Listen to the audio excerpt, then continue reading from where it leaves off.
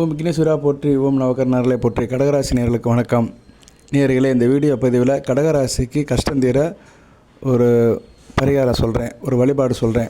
அதாவது வேத ஜோதிடத்தின்படி, கிரக நிலையின்படி இதை நீங்கள் வீட்டில் செஞ்சிட்டிங்கன்னா மிகச்சிறப்பாக இருக்கும். அது என்ன சார் அப்படின்னு பார்த்தோம்னா, உச்சந்தலையில் கருப்பு மை வைக்கணும். அந்த கருப்பு மையை நம்மளே வீட்டில் செஞ்சிடலாம்.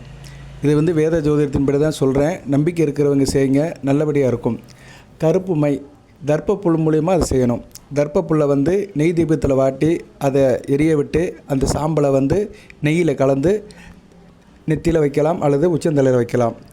இது ஒரு நல்ல விதமாக பார்க்கப்படுகிறது. ஏன்னா தர்ப்பை புல்லுக்கு அவ்வளோ பெரிய சக்தி இருக்குது. இந்த வீடியோவில் அதை பற்றி தான் நம்ம முழுமையாக பார்க்க போகிறோம். பொறுமையாக பாருங்கள். எது சந்தேகம் இருந்துச்சுன்னா கமெண்ட் பாக்ஸில் கேளுங்க. தர்ப்பப்புல் பூஜை புனஸ்காரத்தில் ரொம்ப பயன்படுத்தப்படுகிறது. இப்போ நம்ம எந்த விசேஷம் இருந்தாலுமே அந்த கோயில் குருக்கள் அல்லது புரோகிதர்கள் யார் வந்தாலுமே தர்ப்பப்புல்லை தான் கொண்டு வருவாங்க. தர்ப்பப்புல் முழுக்க முழுக்க அக்கினி கர்ப்பமானது, வெப்பம் மயமானது. தர்ப்பப்புல்லை பற்றி சில மகிமைகளை சொல்கிறேன், அதோடய சக்தி என்னென்னு சொல்லிவிட்டு அந்த தர்ப்பப்புல் கருப்பு மை எப்படி செய்யணும்னு சொல்கிறேன். பொறுமையாக கேளுங்க. அனைவரும் லைக் பண்ணுங்கள், சப்ஸ்கிரைப் பண்ணுங்கள், பெல் பட்டன் ஆன் பண்ணுங்கள். கடகராசியில் ஏகப்பட்ட பேர் சில சிக்கலில் இருப்பீங்க, பிரச்சனையில் இருப்பீங்க. அவங்களுக்கெல்லாம் இது தீர்வாக இருக்கும். ஒரு நம்பிக்கையின் அடிப்படையில் செஞ்சோம்னா இது நல்ல விதமாக பார்க்கப்படுகிறது. இப்படி நிறைய வழிபாடு இருக்குது, நிறைய செயல்பாடுகள் செய்முறைகள்லாம் நிறைய இருக்குது. நம்ம வீட்டிலே செய்யலாம். இதுக்கு நிறைய செலவாக போகிறது கிடையாது. அதனால் இதை ஒரு மனதாக தெய்வத்தை நினச்சி வீட்டில் செஞ்சோம்னா கண்டிப்பாக நம்ம கஷ்டம் தீரும். வீட்டில் பத்தி பொறுத்து கும்பிட்ற மாதிரி தான். வீட்டில் எப்படி பத்தி பொறுத்து சாமி கும்பிட்றோமோ அது மாதிரி தர்ப்பப்புல்லை எரிய வைக்க போகிறோம். அந்த சாம்பலை எடுத்து மைய ஆக்க போகிறோம். அவ்வளோதான்.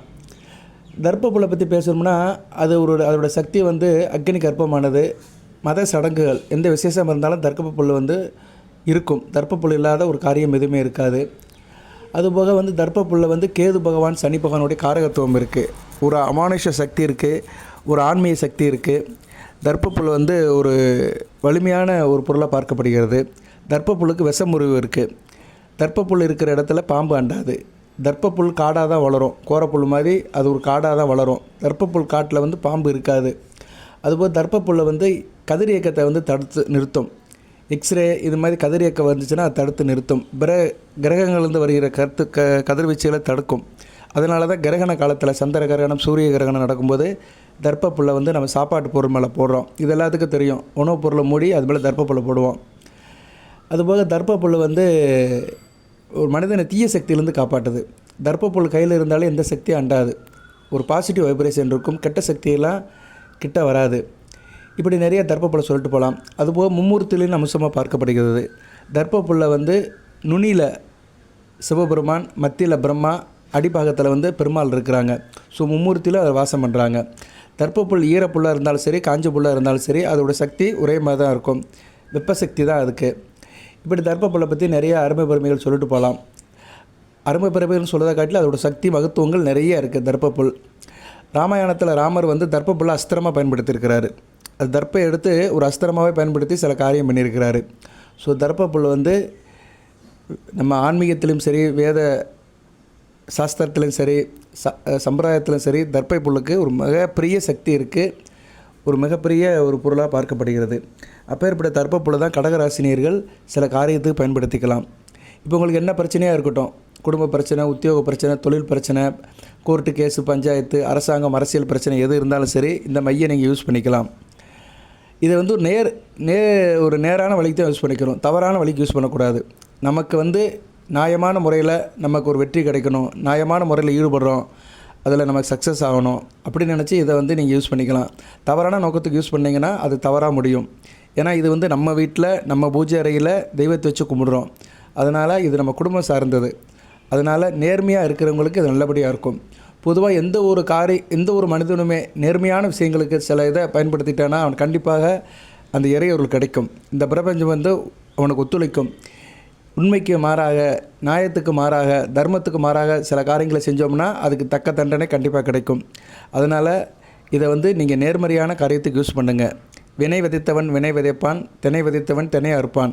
அதாவது விதை விதைத்தவனுக்கு என்ன சொல்லுவாங்க, வினைனா என்ன, கெடுதல் நினச்சோம்னா நம்ம கண்டிப்பாக கெடுதல் வரும். தினை விதைச்சோம்னா தினை வந்து நமக்கு வந்து அது நல்ல ஒரு பயிராக அறுவடையாகும். அதை தான் சொல்லுவாங்க, வினை விதைத்தவன் வினையாக இருப்பான், தினை விதைத்தவன் தினையாக இருப்பான். நீங்கள் தினையே விதைங்க, நல்ல பலன்களை அணுவீங்க. ரைட் நேரில் இப்போ கடகராசிக்கு வந்து இது என்றைக்கு செய்யணும், எப்படி செய்யணும்னு சொல்கிறேன், பொறுமையாக கேளுங்க. இந்த தர்ப்பப்புல்லை மை செய்கிறது வந்து பௌர்ணமிக்கு மறுநாள் செய்யலாம். பௌர்ணமிக்கு மறுநாள் தேய்பிறை பிரதம அன்னைக்கு செய்யலாம்.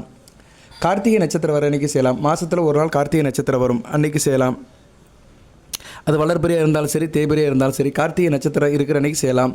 அடுத்து வந்து நிறைஞ்ச அமாவாசை அன்றைக்கி செய்யலாம். ஸோ 3 நாள் இதுக்கு வந்து ஒதுக்கப்படுகிறது. இந்த 3 நாளும் காலையில் 6 to 7 செய்யணும். காலையில் 6 to 7 வீட்டில் நீங்கள் குளித்து முடித்து நமஸ்காரம் பண்ணுங்கள். பூஜை ரூமில் உங்கள் வழக்கப்படி நீங்கள் பூஜை ரூமை ரெடி பண்ணிக்கோங்க. சரியா? சாமி படத்துக்கெல்லாம் பூ வைங்க, பஞ்சபாத்திரத்தில் தீர்த்த வைங்க, நெய்வேத்தியம் வைங்க, பால் சர்க்கரை நெய்வேத்தியம் ஏதோ உங்களால் முடிஞ்ச அளவு செஞ்சு இந்த தர்ப்பப்புல்லை வந்து அந்த நான் சொல்கிற மாதிரி நீங்கள் செய்யணும். எப்படி சார் செய்யணும் அப்படின்னா, கடகராசிக்கு வந்து 9 புல் வேணும். 9 புல்லை வந்து நீங்கள் எடுத்து வச்சுக்கணும். 9 புல்லுங்கிறது வந்து தர்ப்பப்புல் எப்படி நீளமாக தான் இருக்கும், ஒரு 3 அடி 4 அடி கிட்ட இருக்கும், நீளமாக இருக்கும், கோரா குச்சி மாதிரி இருக்கும். அதை வந்து நீங்கள் கட் பண்ணணும். 9 இன்ச்சுக்கு நீளத்துக்கு கட் பண்ணணும். 9 இன்ச்சு நீளம் இருக்கணும். அதோடய லென்த்து வந்து 9 இன்ச்சு இருக்கணும். ஸ்கேலில் அளந்து பார்த்தீங்கன்னா, ஸ்கேலில் அளந்து பார்த்தீங்கன்னா 23 சென்டிமீட்டர் இருக்கும். ஸோ 23 சென்டிமீட்டருக்கு 9 குச்சி நீங்கள் கட் பண்ணணும். சரியா? கடகராசிக்குன்னு 9 குச்சி கட் பண்ணுறது மிகச்சிறப்பாக பார்க்கப்படுகிறது. 9 குச்சியை 9 இன்ச்சு நீளத்தை கட் பண்ணி வச்சுக்கோங்க. வச்சுக்கிட்டு பூஜை அறையில் வச்சுக்கோங்க. நான் சொன்ன நாட்கள், அதாவது தேய்பிறை பிரதமை பௌர்ணமிக்கு மறுநாள், கார்த்திகை நட்சத்திரம் வர அன்னி, அல்லது வந்து அமாவாசை நிறைஞ்ச அமாவாசை அன்றைக்கி இதை செய்யலாம். காலையில் 6 to 7 தான் செய்யணும். குளித்து முடிச்சுட்டு பூஜை ரூமில் உட்காந்துருங்க. நெய் விளக்கு, அகல் விளக்கில் நெய்யை ஊற்றி தீபம் பொருத்தி வச்சுருங்க. அகல் விளக்குனா தெரியும், கிளியாஞ்சட்டி மண் சட்டி, அதில் தீபத்தை ஏற்றி வச்சுருங்க. குத்து விளக்கு எறிகிறது, மற்ற பூஜை புனஸ்காரம்லாம் நீங்கள் செய்யுங்க. அதெல்லாம் உங்களோட தனிப்பட்ட விருப்பம். ஆனால் முக்கியமாக வந்து அகல் விளக்கில் தீபம் எரியணும். அதுபோக ஒரு அகல் விளக்கு தனியாக இருக்கணும். இன்னொரு கிளியாஞ்சட்டி அகல் விளக்கு ப்ளைனாக தனியாக இருக்கணும். ஸோ 2 விளக்கு நீங்கள் யூஸ் பண்ணணும். ஒன்றில் தீபம் எரியணும், ஒன்று தனியாக இருக்கணும். இப்போ என்ன பண்ணுறீங்கன்னா, சாமியை நினச்சி பகவானை நினச்சி நீங்கள் பிரார்த்தனை பண்ணுங்கள். உங்கள் கஷ்டத்தெல்லாம் சொல்லுங்கள், ப்ரே பண்ணுங்கள், பிரார்த்தனை பண்ணுங்கள், நல்லபடியாக கும்பிடுங்க. கும்பிட்டு முடிச்சப்படி என்ன பண்ணுறீங்கன்னா, அந்த 9 குச்சி இருக்குது பார்த்தீங்களா, நம்ம எடுத்து வச்ச குச்சி 9 குச்சி, அந்த 9 குச்சியும் வந்து பற்றி காட்டுற மாதிரி அந்த நெய் தீபத்தில் காட்டுங்க. தீப்பிடிச்சி எரியும். காஞ்ச குச்சியாக தான் இருக்கும், உடனே தீப்பிடிச்சி எரிஞ்சிடும். ஒரு 2 நிமிஷத்தில் கம்ப்ளீட்டாக வந்து அது எரிஞ்சிடும். அதை நீங்கள் என்ன பண்ணலாம்னா, கையில் பிடிச்சிருக்கலாம். இல்லைன்னா என்ன பண்ணலாம்னா, ஒரு பித்தளை தாம்பூலத்தில் வைக்கலாம். பித்தளை தட்டில் வச்சிங்கன்னா பரிபூர்ணமாக எரிஞ்சிடும். நான் சில நேரம் கையில் ஃபுல்லாக பிடிச்சிட்டு இருக்க முடியாது. இல்லைன்னா நீங்கள் வந்து அதை வந்து கலெக்ட் பண்ணணும், அந்த சாம்பலை கலெக்ட் பண்ணணும். அதுக்காக நீங்கள் ஒரு பாத்திரத்தில் வைக்கலாம், ஒரு தட்டில் வைக்கலாம். பித்தளை தட்டு தான் ரொம்ப முக்கியமாக பார்க்கப்படுகிறது. பித்தளை தட்டு இருந்துச்சுன்னா அந்த தட்டில் நீங்கள் அதை வச்சிடலாம். சரியா? அதை எப்படியோ கலெக்ட் பண்ணணும். அந்த சாம்பலை வந்து கலெக்ட் பண்ணணும். தர்ப்பப்புல் எரிஞ்ச பின்னாடி அந்த சாம்பலை கலெக்ட் பண்ணணும், பரிபூர்ணமாக கலெக்ட் பண்ணணும். அது 9 குச்சி எரிஞ்ச பின்னாடி அந்த சாம்பலை கலெக்ட் பண்ணி வச்சுக்கோங்க. அது கொஞ்சம் போல தான் வரும். சரியா? அதை எடுத்து என்ன பண்ணுறீங்கன்னா, அதை எடுத்து அப்படியே இன்னொரு கிளியாஞ்சட்டியில் போட்டுருங்க. ஒரு வெறுமனையாக ஒன்று இருக்குல்ல, அதில் போட்டுருங்க. கொஞ்சம் போல் இத்தினோண்டு வரும். சரியா? கொஞ்சம் போல் ஒரு சின்ன பவுடர் அளவுக்கு தான் வரும். அதில் என்ன பண்ணுறீங்கன்னா, நெய்யை கலக்கணும். எந்த நெய்யை சார் கலக்கணும் அப்படின்னா, ஏற்கனவே ஒரு தீபம் எரிஞ்சிட்டு இருக்குது பார்த்தீங்களா, அந்த பூஜை ரூமில் இறைவனுக்காக ஒரு தீபம் எரிஞ்சிட்டு இருக்குது பார்த்தீங்களா, நீங்கள் சாமிக்கு முன்பு ஒரு தீபத்தை ஏற்றி வச்சுருக்கீங்களே, நெய் தீபம். அந்த அகல் விளக்கில் இருந்து கொஞ்சம் போல் நெய் எடுத்து அதில் ஊற்றணும். அது கொஞ்சம் சூடாக தான் இருக்கும். ஒரு சின்ன கரண்டியை வச்சு எடுத்து ஊற்றுங்க. சரியா? 2 சொட்டு 3 சொட்டு ஊற்றினாலே போதும். அந்த சாம்பலுக்கு ஏற்ற மாதிரி தான் ஊற்றணும். நிறைய நெய்யை ஊற்றிட்டிங்கன்னா ரொம்ப லிக்விட் ஆயிரும். ரொம்ப வந்து அது வந்து நெய்யுடைய அடர்த்தி அதிகமாகிடும். அது சரியாக வராது, மை மாதிரி ஃபார்முக்கு வராது. அதனால் ஒரு சொட்டு ஊற்றுங்க. ஊற்றிட்டு என்ன பண்ணுங்கன்னா, உங்கள் வலதுகை ஆள்காட்டி விரல் இருக்குல்ல, வலதுகை ஆள்காட்டி விரல் பெருவிரல், அதனால் மிக்ஸ் பண்ணுங்கள். ஆணாக இருந்தாலும் பெண்ணாக இருந்தாலும் யார் வேணாலும் செய்யலாம். 12 வயதுக்கு மேற்பட்டவங்க செய்யலாம். வலதுகை ஆள்காட்டு விரலால் அதை மிக்ஸ் பண்ணுங்கள். நல்ல மை மாதிரி குழஞ்சி வந்துடும். தேவைப்பட்டால் இன்னும் கொஞ்சம் நெய் ஊற்றிக்கோங்க. நெய்யை வந்து தேவைக்கு ஊற்றிக்கணும். அது வந்து மை மாதிரி வரணும். சரியா? கண்ணில் நம்ம போடுறோம்ல மை, கண்மை மாதிரி அந்த லெவலுக்கு வரணும். வந்துருச்சுன்னா அதை அப்படியே நிப்பாட்டிடுங்க. இது வந்து குறிப்பிட்ட நாளுக்கு வரும். தீர்ந்து போச்சுன்னா மறுபடியும் செய்யலாம். ஆனால் செய்கிற நாட்கள் வந்து அந்த 3 நாட்கள் தான் செய்யணும். சரியா? ஆனால் 9 குச்சி தான் யூஸ் பண்ணணும். 9 குச்சி 9 இன்ச்சு நீளத்துக்கு தான் யூஸ் பண்ணணும். ஒவ்வொரு தடவை செய்யும் போதும் இதை வந்து நீங்கள் கரெக்டாக ஃபாலோ பண்ணிக்கணும். இதை திருப்பி கூட செய்யலாம். இந்த மையை வந்து நீங்கள் என்ன பண்ணணும் அப்படின்னா, நீங்கள் ஒரு காரியமாக போகிறீங்க, அப்படின்னா இந்த மையை யூஸ் பண்ணிக்கலாம். இந்த மையை வந்து நீங்கள் பூஜை ரூம்லேயே வச்சுக்கலாம். சரியா? பூஜை ரூமில் வைக்கலாம், இல்லைன்னா பாதுகாப்பான ஒரு இடத்துல, சுத்தமான இடத்துல கூட வச்சுக்கலாம். பூஜை ரூம்லேயே இருக்கிறது ரொம்ப சிறப்பு தான். ஏன்னா நம்ம டெய்லி வழிபாடு பண்ணும்போது நம்ம சொல்கிற மந்திரங்கள், நம்ம சொல்கிற நம்ம செய்கிற பூஜை புனஸ்காரங்களோட சக்தி வந்து அந்த மைக்கு உண்டாகும். தெய்வம் வந்து மந்திரத்துக்கு அடிமைங்க. எந்த அளவுக்கு நம்ம பூஜை ரூமில் இறைநாமத்தை சொல்கிறோமோ அந்த அளவுக்கு வீட்டில் வந்து தெய்வ சக்தி இருக்கும். சரியா? நேர்மறை சக்தி இருக்கும், நல்ல சக்தி இருக்கும். மந்திரம் ஒலிக்கிற வீட்டில் வந்து தீய சக்தி இருக்காது. சரியா? நெகட்டிவ் வைப்ரேஷன் இருக்காது. அது மாதிரி இந்த மையை வந்து பூஜை ரூமில் வச்சு நீங்கள் யூஸ் பண்ணிக்கலாம். இதை என்றைக்கு செய்யக்கூடாது அப்படின்னா, பெண்கள் வீட்டுக்கு வழக்கமான அன்றைக்கி செய்யக்கூடாது. பெண்கள் வீட்டுக்கு தூரமாக இருப்பாங்களோ அந்த பீரியட்ஸில் செய்யக்கூடாது. அதுபோக எது துக்க சம்மந்தப்பட்ட நிகழ்ச்சிகள், சொந்த பந்தத்தில், ரத்த சம்மந்தப்பட்ட ஒருவர்கள் யாரும் இறந்துட்டாங்கன்னா அந்த விசேஷம் முடிகிற வரைக்கும் செய்யக்கூடாது. இது எல்லாத்துக்கும் தெரிஞ்சது தான். சரியா? அது மாதிரி காலகட்டத்தில் இந்த காரியம் செய்யக்கூடாது. இந்த மையை நீங்கள் வந்து தயார் பண்ணக்கூடாது. இந்த மையை வந்து தர்ப்பப்புல்லை வச்சு நம்ம வீட்டில் பூஜை பண்ணி நம்மளே தயாரித்து என்ன பண்ணுறோம், நம்ம யூஸுக்காக பயன்படுத்திக்கிறோம். இது என்ன பண்ணலாம் அப்படின்னா, ஒரு காரியமாக போகிறீங்க, ஒரு வேலை விஷயமாக போகிறீங்க, ஒரு இன்டர்வியூக்கு போகிறீங்க அப்படின்னா சாமியை நல்லா கும்பிட்டுட்டு இந்த மையை எடுத்து உச்சந்தலையில் தடவிட்டு போங்க. ஏன் உச்சந்தலையில் தடவிட்டு போக சொல்கிறேன்னா, நெத்திலையும் வைக்கலாம். சில பேர் நெத்தியில் வைக்கிறது கூட சிறப்பாக பார்க்கப்படுகிறது. இன்றைக்கி நிறைய பேர் நெத்தியில் வைக்கிறாங்க. சரியா? அதை பற்றிலாம் ரொம்ப உள்ளே போக வேண்டாம். சில ஜோதிடர்கள் சொல்கிறாங்கன்னா சில பேர் கூட நெத்தியில் கருப்பு மை வைக்கிறாங்க. நெத்தியில் வைக்கிறது கூட உங்கள் சாய்ஸ் தான். சிலருக்கு நெத்தியில் வைக்கிறது கூச்சப்பட்டீங்கன்னா உச்சந்தலையில் வச்சுக்கலாம். உச்சந்தலையில் வச்சுக்கிட்டோம்னா நமக்கு மட்டும் தான் தெரியும், பிறருக்கு தெரியாது. ஆணாக இருந்தாலும் சரி, பெண்ணாக இருந்தாலும் சரி, உச்சந்தலையில் ஒரு சொட்டு அந்த ஆள்காட்டி வரலால் எடுத்து அந்த மையை ஓம் நம சிவாய நமகான உச்சந்தலையில் வச்சுட்டு நீங்கள் போகலாம்.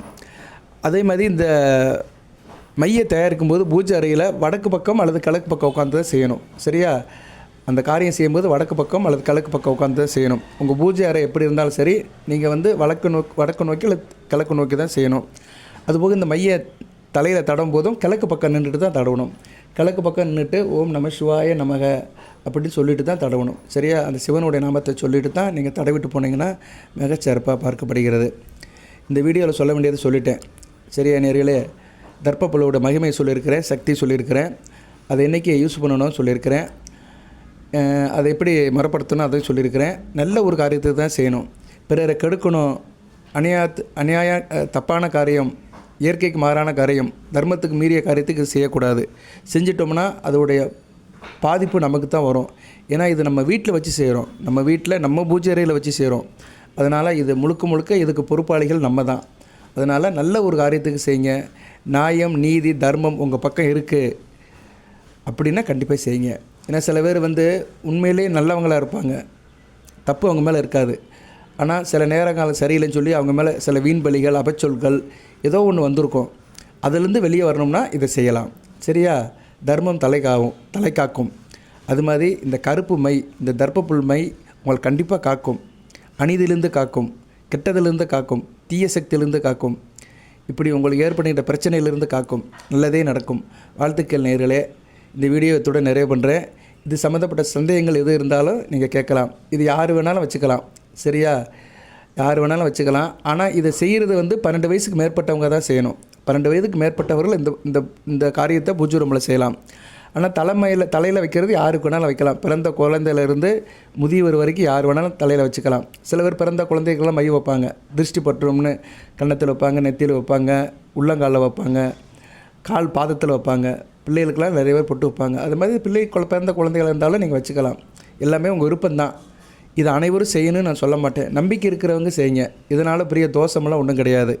இதனால் வந்து எதுவும் சைடு எஃபெக்ட் வரும், எதுவும் வேறு மாதிரி இருக்கும் அப்படிலாம் நினைக்க வேண்டாம். வீட்டில் பத்தி பொறுத்து கும்பிட்ற மாதிரி தான். பத்தி சாம்பிராணி எப்படி நம்ம அதை யூஸ் பண்ணுறோமோ, இந்த கம்ப்யூட்டர் சாம்பிராணிலாம் பொறுத்து வைக்கிறோம், அதில் வந்து சாம்பல் வருது. அதே மாதிரி தான் தர்ப்பப்புல்லை எரிக்க போகிறோம், அதில் சாம்பல் வருது. அந்த சாம்பலை வந்து மையாக கன்வெர்ட் பண்ண போகிறோம். அவ்வளோதான், சின்ன விஷயந்தான். இதை பெருசாலாம் யோசிக்காதீங்க. விருப்பம் இருக்கிறவங்க செய்யுங்க. அதே மாதிரி இன்னொன்று சொல்ல வந்தேன், அது டக்குன்னு மறந்து போச்சு. யார் வேணாலும் இந்த வயசுலேயும் இதை யூஸ் பண்ணிக்கலாம். சரியா? ஆனால் இதை குளிச்சுட்டு தான் தலையில் வைக்கணும். குளிச்சுட்டு பூஜை ரூமில் இருந்துட்டு பூஜை புனஸ்காரம் பண்ணிட்டு தான் இதை வந்து உச்சந்தலை வச்சுட்டு போகணும். கண்ட நேரத்தில் யூஸ் பண்ணக்கூடாது. சரியா? இதுக்கு வந்து ஒரு ஆத்ம திருப்தியாக தான் இருக்கணும். அதுக்காக தான் நான் காலையில் வைக்க சொல்கிறேன். ஏன்னா காலையில் வச்சுட்டிங்கன்னா எல்லோரும் சுத்தமாக தான் இருப்போம். சரியா? சாப்பாடுக்கு முன்னாடியே வச்சிட்டோம்னா சுத்தமாக தான் இருப்பான். அதுக்கு முன்னாடி நீங்கள் ரொட்டீனாக செய்கிறதெல்லாம் செய்யுங்க. அதெல்லாம் நான் மாட்டேன்னு சொல்ல மாட்டேன். காலையில் வைக்கும்போது மட்டும் இதை கவனமாக வச்சுருங்க. இந்த வீடியோவில் எதுவும் சம்மந்தப்பட்ட எதுவும் உங்களுக்கு சந்தேகம் இருந்துச்சுன்னா கேட்கலாம். சில விஷயங்களை சொல்லக்கூட மறந்துருப்பேன், அதனால் நீங்கள் அதை கேட்கலாம். நல்ல விதமாக பார்க்கப்படுகிறது. ஆனால் செய்கிற டைம் வந்து அந்த திதி தான் முக்கியம். அந்த நாட்கள் 3 நாட்கள் முக்கியம். காலையில் 6 to 7. 6 to 7 ஏன் சொல்கிறேன்னா அந்த கிழமையுடைய ஓரம் இருக்கும். அந்த நேரம் செஞ்சீங்கன்னா அதுக்கு சக்தி அதிகமாக இருக்கும். அதனால தான் சொல்கிறேன். வாழ்த்துக்கள் நேயர்களே. எல்லாம் வல்ல இறைவன் கடகராசி நேயர்களுக்கு நல்ல பலனையும் யோகத்தையும் கொடுப்பார்.